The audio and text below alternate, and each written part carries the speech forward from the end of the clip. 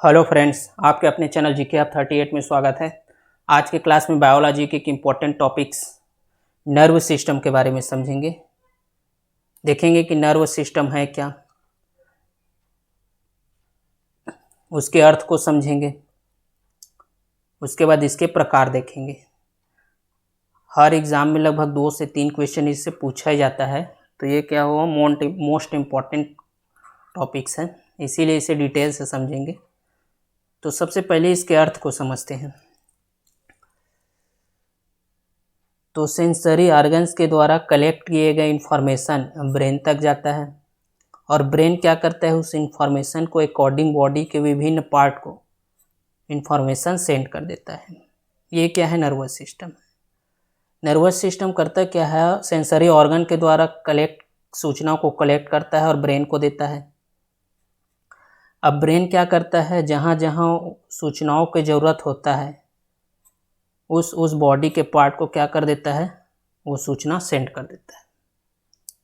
ये क्या है, नर्व सिस्टम है। ये जो सूचनाओं का आदान प्रदान होता है ये किनके द्वारा होता है, तंत्रिका तंत्र के द्वारा होता है। ये देखो, ये है ब्रेन और ये स्पाइनल कार्ड है। ये है सेंट्रल नर्व सिस्टम, ये मध्य में है इसीलिए, ठीक। और ये जो किनारे में है पूरा, ये nervous system PNS peripheral nervous system आ जाएगा, ठीक। अब ये करता क्या है, ऑर्गन से सूचना कलेक्ट करता है ब्रेन में, फिर ब्रेन से सूचना को जिस जिस बॉडी में ज़रूरत पड़ता है वहाँ सेंड कर देता है। तो ये सूचना का जो आदान प्रदान हो रहा है किसके द्वारा हो रहा है, ये नर्वस सिस्टम के द्वारा हो रहा है। और ये जो सूचना जा रहा है वो किस रूप में जाता है, विद्युत आवेग के रूप में जाता है, ठीक। जो नर्वस सिस्टम है वो बॉडी में नियंत्रण करता है, साथ में समन्वय को भी बनाए रखता है, ठीक। बॉडी को कंट्रोल कौन करता है, वो है नर्वस सिस्टम के द्वारा। नर्वस सिस्टम जो होता है नर्वस सेल से मिलकर बना होता है, जिसे न्यूरॉन भी कहते हैं, ठीक। बहुत सारे न्यूरॉन मिलकर क्या बनाते हैं, नर्व सिस्टम बनाते हैं।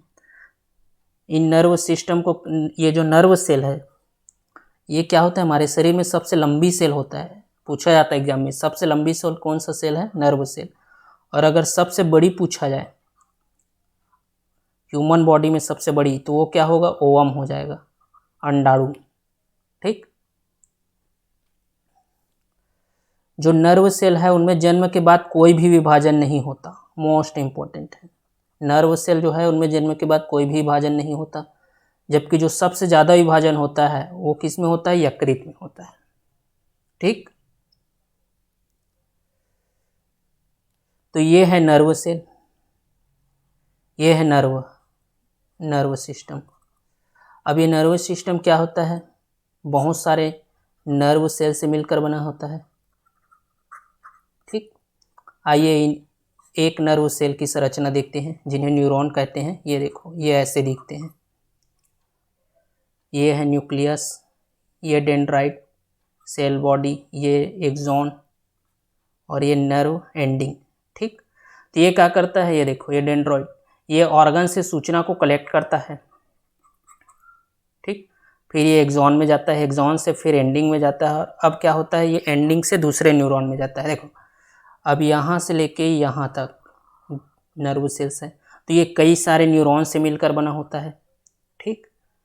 तो ये सूचना जो एक न्यूरॉन्स में गया, फिर एक न्यूरॉन से फिर यहाँ जुड़ा है दूसरा न्यूरॉन्स, उसमें गया। इस प्रकार क्या होता है, सूचना यहाँ से यहाँ तक पहुँचता है, जो किस में जाता है, विद्युत आवेग के रूप में जाता है, ठीक। ये क्या है, हमारे बॉडी की सबसे लंबी सेल होती है, 90 सेंटीमीटर का लगभग होता है। ये हो गया न्यूरॉन की स्ट्रक्चर, ठीक। अब ये न्यूरॉन्स के टाइप्स को देख लेते हैं, क्योंकि सूचना जो है आदान प्रदान ब्रेन से ऑर्गन्स में जाता है, ऑर्गन से फिर ब्रेन में जाता है, तो इनके लिए क्या होता है, अलग अलग सेल होते हैं। कुछ ऐसे सेल होते हैं जो ये दोनों काम करते हैं। तो देखो, ये जो सेंसरी न्यूरॉन है, मिक्सेड न्यूरॉन और मोटर न्यूरॉन। जो सेंसरी न्यूरॉन है वो क्या करता है, वो ऑर्गन से सूचना कलेक्ट कर ब्रेन में ले जाता है। ऑर्गन से जो सूचना है उसे ब्रेन में ले जाता है, सेंसरी न्यूरॉन। और जो मोटर न्यूरॉन है वो क्या करता है, ब्रेन से सूचनाओं को ऑर्गन में पहुंचाता है, ठीक। अब जो मिक्स न्यूरॉन है ये क्या करता है, दोनों काम करता है। सूचनाओं को ब्रेन से ऑर्गन में लेके जाता है और ऑर्गन से ब्रेन में भी लेके आता है। ठीक, तो ये हो गया टैप्स एंड न्यूरॉन, और ये न्यूरॉन के क्या हो गया काम। जो स्पाइनल नर्व है वो क्या होता है, वो मिक्स नर्व होते हैं, दोनों काम करते हैं। ठीक, अब नर्वस सिस्टम में अर्थ को तो समझ लिए कि नर्वस सिस्टम है क्या। अब इनके प्रकार को देख लेते हैं, इनसे बहुत क्वेश्चन पूछा जाता है। ठीक, तो ये 2 टाइप्स के होते हैं, सेंट्रल नर्वस सिस्टम और पेरिफेरल नर्वस सिस्टम। अब सेंट्रल नर्वस सिस्टम में क्या क्या आ जाते हैं, ब्रेन आ जाएगा और मेरुरज्जु आ जाएगा, स्पाइनल कार्ड। ठीक, वहीं पेरिफेरल नर्वस सिस्टम फिर 2 टाइप्स में है, सोमेटिक नर्वस सिस्टम और ऑटोनोमस नर्वस सिस्टम, पराधीन तंत्रिका तंत्र और स्वाधीन तंत्रिका तंत्र। जो ऑटोनोमस नर्वस सिस्टम है फिर से 2 टाइप्स में बटेगा, सिंपैथिक और पैरासिम्पैथिक। आइए इन सबको एक एक कर समझते हैं, क्योंकि क्वेश्चन इनसे बहुत सारे पूछे जाते हैं। तो सबसे पहले देखते हैं सेंट्रल नर्वस सिस्टम। पहले इनको समझ लेते हैं कि देखो ये ब्रेन और ये स्पाइनल कार्ड ये बीच में है, ये आ जाएगा सेंट्रल नर्वस सिस्टम का भाग। बाकी जो किनारे में ये जो नर्वस सिस्टम है पूरा, ये आ जाएगा पेरिफेरल नर्वस सिस्टम के भाग। ठीक, तो सबसे पहले सेंट्रल नर्वस सिस्टम को समझते हैं। सेंट्रल नर्वस सिस्टम है क्या, ये देख लेते हैं। ये शरीर के क्या है, मुख्य अक्ष पर स्थित होते हैं। ये संपूर्ण शरीर तथा स्वयं नर्व सिस्टम को नियंत्रित करते हैं। शरीर को नियंत्रित करेगा, साथ में कोशिक केंद्रित क्या करते हैं, तंत्रिका तंत्र को भी नियंत्रित करता है। ये इनके 2 अंग है, कौन कौन से हैं, ब्रेन और स्पाइनल कार्ड। ये देखो ये है सेंट्रल नर्वस सिस्टम, 2 भाग कौन कौन से हैं, ये है ब्रेन, ये वाला यहाँ तक, और यहाँ से लेके यहाँ तक ये क्या आ जाएगा, स्पाइनल कार्ड। और ये जो होता है शरीर को नियंत्रित करता है, साथ में जितने भी पेरिफेरल नर्व है उनको भी नियंत्रित करता है ये। ठीक, तो ये जो ब्रेन और स्पाइनल कार्ड है इनको लास्ट में देखेंगे, अभी इनके टाइप्स को समझते हैं। ठीक, नेक्स्ट टाइप्स क्या है, पेरिफेरल नर्वस सिस्टम। जो परिधि तंत्रिका तंत्र है वो मस्तिष्क और स्पाइनल कार्ड को अगर छोड़ दे तो जो नर्व बच जाता है वो क्या कहलाता है, पेरिफेरल नर्वस सिस्टम बच जाता। ठीक, ये देखो ये है ब्रेन और स्पाइनल कार्ड, ये सेंट्रल में आ गए, इनको छोड़ दे तो जो किनारे में ये नर्वस सिस्टम बच गया वो पेरिफेरल आ जाएगा, पेरिफेरल नर्वस सिस्टम। आइए इनके टाइप्स को समझते हैं, कौन कौन से टाइप्स हैं। ये 2 टाइप्स में हैं, सोमेटिक नर्वस सिस्टम और ऑटोनोमस नर्वस सिस्टम, यानी पराधीन तंत्रिका तंत्र और स्वाधीन तंत्रिका तंत्र। जो सोमेटिक नर्वस सिस्टम है वो क्या करता है, सूचनाओं को केंद्रीय तंत्रिका तंत्र सेंट्रल नर्वस सिस्टम यानी ब्रेन और स्पाइनल कार्ड से कहाँ पहुँचाता है, वॉलेंटरी ऑर्गन्स, ऐच्छिक पेशियाँ, ऐच्छिक ऑर्गन अंग, हाथ पैर मुंह कंकाल इन तक पहुँचाता है सोमेटिक नर्वस सिस्टम। ठीक, जो केंद्रिका तंत्र से यानी कि ब्रेन और स्पाइनल कार्ड्स के कहाँ पहुँचाता है, ऐच्छिक अंग तक पहुँचाता है। ये 2 टाइप्स के हैं, क्रेनियल नर्व और स्पाइनल नर्व। क्रेनियल नर्व यानी नाम से ही पता है ब्रेन से रिलेटेड होगा, ब्रेन से हेड के विभिन्न भाग यानी सर के विभिन्न भाग में नर्व होगा, लगभग ये 12 जोड़े होते हैं। ये देखो 1 2 3 4 5 6 7 8 9 10 11 12, ये सभी नर्व सिस्टम कहाँ होगा, यहीं फैले रहते हैं ब्रेन में, और सूचनाओं को ब्रेन में ले जाते हैं कहाँ। ठीक, ये 12 जोड़ी होते हैं। ये है क्रेनियल नर्व, एक क्रेनियल नर्व, और ब्रेन में कितने जोड़े क्रेनियल का पाल पाया जाता है, 12 जोड़े ही पाया जाता है क्रेनियल का पाल यानी हड्डी। ठीक,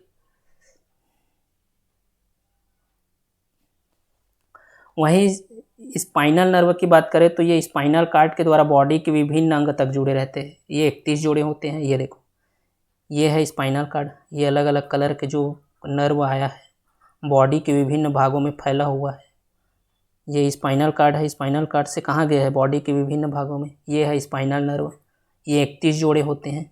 ठीक, तो ये हो गया क्रेनियल नर्व और spinal nerve. Cranial nerve, cranial को क्या बोलते हैं, कपाल, यानी ब्रेन से रिलेटेड होगा, ब्रेन से हेड के विभिन्न भागों में जुड़े रहते हैं, वो नर्व क्या कहलाते हैं, क्रेनियल नर्व, 12 जोड़े होते हैं। वही स्पाइनल नर्व स्पाइनल कार्ड से शरीर के विभिन्न भागों में फैले हैं, ये स्पाइनल नर्व हो जाएगा, 31 जोड़े होते हैं ये। ठीक, आगे चलते हैं। अब देखो सोमेटिक नर्वस सिस्टम तो देख लिए, अब देखते हैं ऑटोनोमस नर्वस सिस्टम। अब ऑटोनोमस नर्वस सिस्टम में क्या होता है, जो केंद्रिका तंत्र से आने वाली प्रतिक्रिया है, यानी जो सेंट्रल नर्व में कौन कौन से, ब्रेन और स्पाइनल कार्ड, इनसे जो सूचनाएं हैं उसको अनैच्छिक अंगों में, सोमेटिक क्या करता था, ऐच्छिक पेशियां में ले जाता था, और ऑटोनोमस क्या करता है, अनैच्छिक पेशियां, अनैच्छिक अंगों जैसे अमाशय, भित्ति, गर्भाशय, पित्ताशय, इन तक पहुंचाता है। ये क्या करता है, अनैच्छिक अंगों तक लेके जाता है, इस ऑटोनोमस नर्वस सिस्टम है। जबकि सोमेटिक नर्वस सिस्टम क्या था, जो सेंट्रल नर्वस सिस्टम से सूचनाओं को ऐच्छिक पेशियां तक लेके जाता था। ठीक, ये भी 2 टाइप्स के होता है, सिंपैथिक और पैरासिम्पैथिक, अनुकंपी और परानुकंपी। ये क्या करता है, एक्साइट करने वाले सिग्नल छोड़ते हैं। अब जब एक्साइट करने वाले क्या, जैसे इमोशनल, गुस्सा, अब एक्साइट करने वाले सिग्नल छोड़ेंगे तो क्या होगा, हार्ट बीट बढ़ेगा, बीपी, ब्लड प्रेशर बढ़ेंगे। ठीक, वही जो पैरासिम्पैथिक है वो शांत करने वाले सिग्नल छोड़ते हैं। अगर शांत करने वाले सिग्नल छोड़ रहे तो क्या होगा, हार्ट बीट कम होगा, ब्लड प्रेशर कम होगा। ठीक, तो ये हो गया सिम्पैथिक और पैरासिम्पैथिक जो ऑटोनोमस नर्वस सिस्टम के टाइप्स हैं। आगे चलते हैं, अब देखते हैं ब्रेन। देखो पेरिफेरल नर्वस सिस्टम को तो समझ लिए, पेरिफेरल नर्वस सिस्टम के सभी टाइप्स को समझ लिए हैं। अब सेंट्रल नर्वस सिस्टम के टाइप्स, ब्रेन और स्पाइनल कार्ड, उनको देख लेते हैं। तो सबसे पहले ब्रेन को देखते हैं। इसकी स्टडी को न्यूरोलॉजी कहते हैं। यदि इनकी वेट को बात करें तो 1350 से 1400 ग्राम, 1450 ग्राम होता है मस्तिष्क का वजन। लोकेशन, यानी ये जो होता है स्कूल खोपड़ी में होता है, जो ब्रेन होता कहाँ है, खोपड़ी में होता है। हमारे शरीर में जो उपस्थित ऑक्सीजन और ग्लूकोज है उसका 20% अकेला यूज कौन करता है, ब्रेन करता है। ठीक, ब्रेन की एक्टिविटी के लिए ईईजी का प्रयोग किया जाता है, यानी क्या है, इलेक्ट्रोएन्सेफेलोग्राम। ये क्या है, एक प्रकार के इलेक्ट्रोड किस में लगाया जाता है, ब्रेन में लगाया जाता है, और ब्रेन के जो सूचनाएं हैं उनमें चेक किया जाता है कि कुछ प्रॉब्लम है या नहीं। ठीक, इसे ईईजी टेस्ट कहते हैं। तो ईईजी टेस्ट किसके लिए यूज किया जाता है, ब्रेन के लिए। अब ब्रेन की यदि संरचना देखें तो ये है ब्रेन, 1350 से कितना, 1450 ग्राम होता है। ठीक, 3 भागों में डिवाइड होता है। पहला है अग्र मस्तिष्क, दूसरा है मध्य मस्तिष्क, और थर्ड है प्रमस्तिष्क। यहीं से क्वेश्चन पूछा जाता है, आइए डिटेल से समझते हैं इनको। ठीक, सबसे पहले देखते हैं अग्र मस्तिष्क, जिसे फोर ब्रेन कहते हैं, जिसमें पहला भाग क्या आता है, सेरिब्रम आ जाता है। अब ये सेरिब्रम जो होता है ब्रेन का सबसे बड़ा भाग है। ये काम क्या करता है, मानसिक काम, सोचना, तर्क करना, विवेचना, याद रखना, ये सब किसमें होता है, सेरिब्रम में होता है। ठीक, सेरिब्रम क्या है, ब्रेन का सबसे बड़ा भाग होता है। सोचना, तर्क करना, विवेचना, ये सब किसमें होता है, सेरिब्रम में होता है। सेरिब्रम के पार्ट्स को पूछा जाता है लगभग, इनको देख लेते हैं। ये देखो सेरिब्रम के पार्ट्स, पेरेंटियल लोब, जो लोब यानी जिसे हिंदी में पाली बोलते हैं, डिवाइडेड रहता है। Frontal lobe, occipital lobe, temporal lobe. ठीक, अब इनके काम क्या क्या होते हैं ये देख लेते हैं। जो फ्रंटल लोब होते हैं वो क्या करते हैं, ऐच्छिक पेशियों को नियंत्रित करते हैं। वहीं ऑक्सीपिटल लोब क्या करते हैं, ये देखने के लिए उत्तरदायी है। जो पेरेंटियल लोब है वो क्या करता है, स्किन यानी त्वचा से रिलेटेड है। और जो टेम्पोरल लोब है वो क्या करता है, सुनने से संबंधित है, इसको नियंत्रित करता है। तो ये है सेरिब्रम के पार्ट्स, इनसे क्वेश्चन पूछा जाता है। ठीक,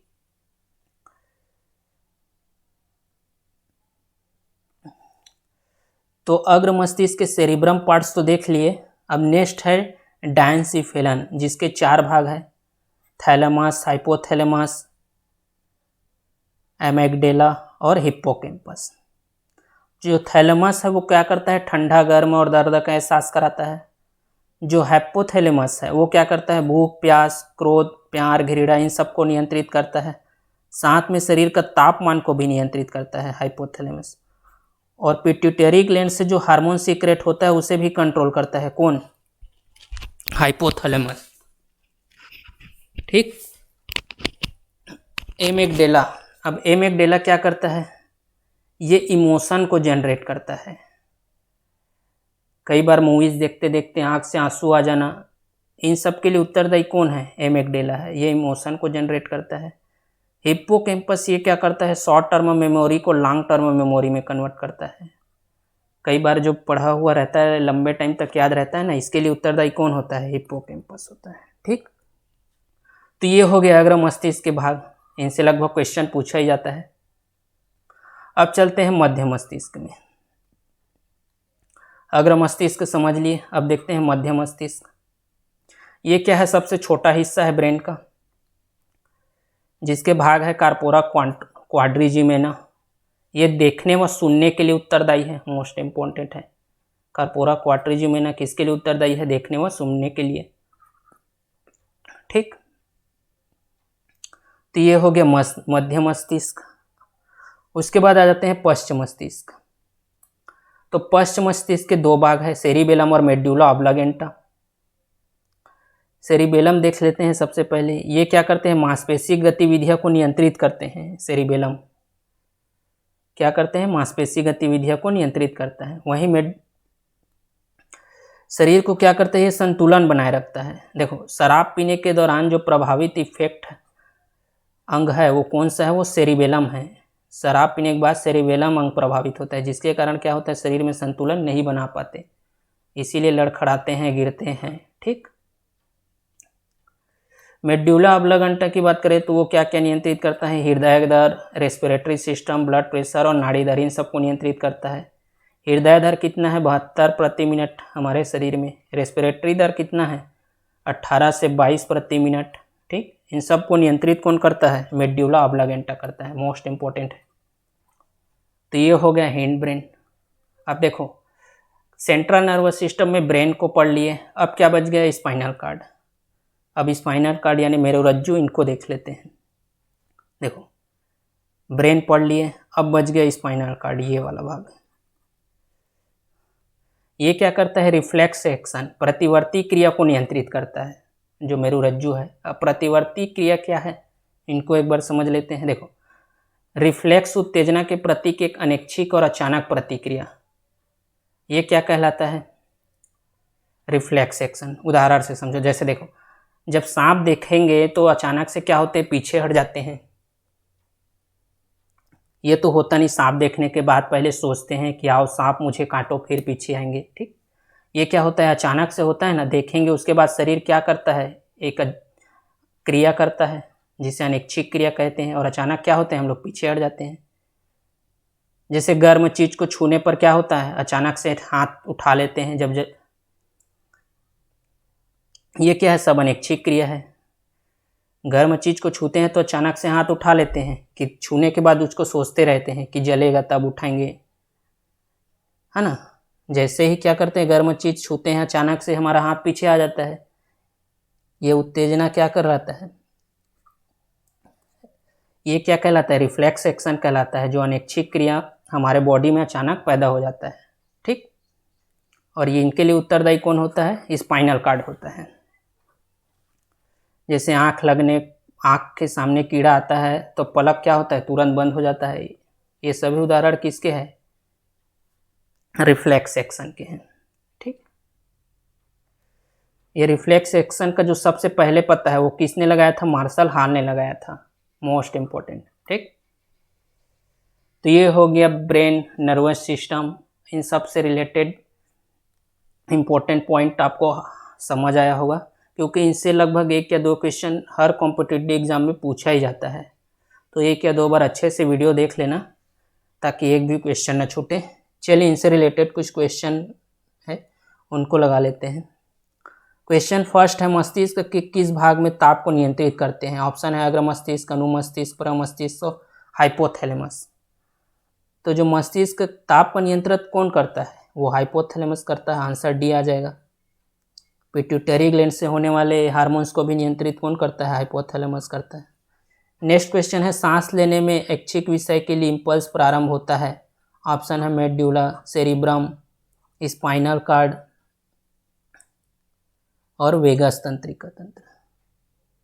तो ये किस में आ जाएगा? सांस लेने का जो ऐच्छिक विषय है वो मेड्यूला से आ जाएगा, तो इसका आंसर आ जाएगा option number A. Next question है, श्वसन क्रिया किसके द्वारा नियंत्रित होता है? ऑप्शन है सेरेब्रम, सेरिबेलम, स्पाइनल कार्ड और मेडुला ऑब्लागेंटा। तो श्वसन क्रिया किसके द्वारा नियंत्रित होता है? वो होता है मेडुला ऑब्लागेंटा। रेस्पिरेशन दर को नियंत्रित किसके द्वारा करते हैं? मेडुला ऑब्लागेंटा से करते हैं ना, तो इसका आंसर आ जाएगा ऑप्शन नंबर डी। कितना होता है? 18 से 22 प्रति मिनट होता है ना हमारे शरीर में। नेक्स्ट क्वेश्चन है, एक मनुष्य स्मृति खो बैठा है, इस मनुष्य के मस्तिष्क का कौन सा भाग प्रभावित होता है? ऑप्शन है प्रमस्तिष्क, मेडुला, अग्नुमस्तिष्क और डायंसिफिलन। स्मृति को खो बैठना ये किनसे रिलेटेड है? सेरिब्रम वाले पार्ट से रिलेटेड है। तो सेरिब्रम पार्ट किस में आता है? प्रमस्तिष्क। तो इसका आंसर आ जाएगा option number A. Next question है, न्यूरॉन्स की कोशिकाओं की संख्या सबसे अधिक किस में होता है? किस में होता है? मस्तिष्क में। तो इसका आंसर आ जाएगा ऑप्शन नंबर ए। निम्नलिखित में से किस जंतु में तंत्रिका तंत्र होता है परंतु मस्तिष्क नहीं होता? ये होता है हाइड्रा में। तो इसका आंसर आ जाएगा option number D. Next question है, मस्तिष्क के कौन सा भाग सुनने के लिए जिम्मेदार है? ऑक्सीपिटल, टेम्पोरल, पैराटल और फ्रंटल। तो सुनने के लिए कौन सा भाग उत्तरदायी है? तो होता है टेम्पोरल। तो इसका आंसर आ जाएगा ऑप्शन नंबर बी। ऑक्सीपिटल किसके लिए होता है? देखने, ठीक। और टेम्पोरल क्या होता है? सुनने के लिए। नेक्स्ट क्वेश्चन है, मानव मस्तिष्क कितने ग्राम का होता है? 1350, 1230, 1100 और 1500। तो ये कितना होता है? 1350 से 1450 ग्राम। तो इसका आंसर आ जाएगा option number A. Next question है, निम्नलिखित में से मानव मस्तिष्क का वह कौन सा हिस्सा है जिसमें विचारों का संग्रह होता है? ऑप्शन है सेरिबेलम, अग्र मस्तिष्क, अनुमस्तिष्क और मध्य मस्तिष्क। तो इसका आंसर आ जाएगा ऑप्शन नंबर ए, अग्र मस्तिष्क। तो ये हो गया ब्रेन से रिलेटेड, नर्वस सिस्टम से रिलेटेड क्वेश्चन। आई होप आपको समझ आया होगा। Thank you.